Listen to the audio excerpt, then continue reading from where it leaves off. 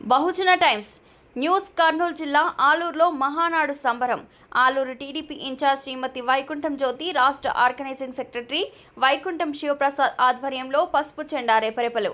కార్యకర్తల కేరింతలతో ఆలూరులో మహానాడు తెలుగుదేశం పార్టీ ఆవిర్భావం నుంచి ప్రజల గుండెల్లో చెరగని ముద్ర వేసిన మహానాడు వేడుకలు ఆలూరు నియోజకవర్గంలో ఘనంగా ప్రారంభం. జెండా ఆవిష్కరణ, పార్టీ జెండాను గౌరవంగా ఎగరవేసిన సంబరాలు మొదలుపెట్టారు. తెలుగు జాతి ఆత్మగౌరవ ప్రతీక స్వర్గీయ శ్రీ నందమూరి తారక రామారావు విగ్రహానికి పూలమాల వేసి ఘన నివాళులు. టీడీపీ కుటుంబ సభ్యులు, నాయకులు, కార్యకర్తలతో కలిసి పార్టీ విజయగాథలు స్మరించుకుని ప్రజాసేవే లక్ష్యంగా మరింత అంకిత భావంతో పనిచేయాలని కార్యకర్తలకు శ్రీమతి వైకుంఠం జ్యోతి తెలిపారు.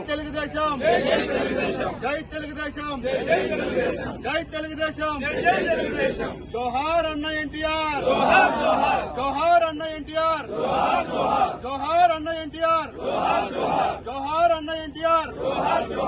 జై చంద్రబాబు నాయుడు, జై చంద్రబాబు నాయుడు, జై చంద్రబాబు నాయుడు.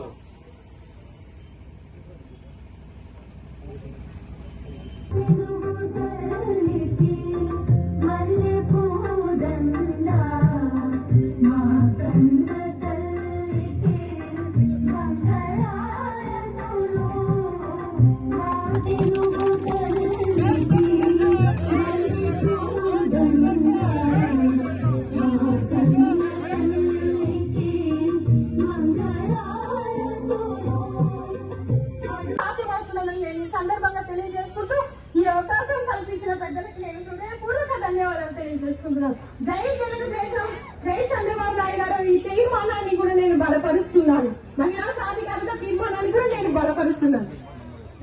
ఇది తెలుగు మహిళ సత్తా, ఇది మహిళా సాధికారతకి ఉన్నటువంటి బలం. ఇవాళ రోజున మనం ఇంత గొప్ప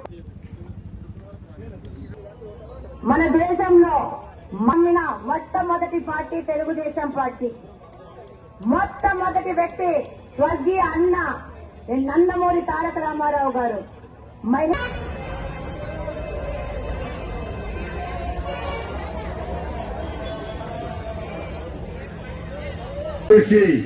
Swarnandhra 2047 healthy wealthy happy AP మన లక్ష్యం. మహానాడు సాక్షిగా తెలుగు జాతికి పునరంకితం అవుదాం. 2 రోజులు చర్చిద్దాం.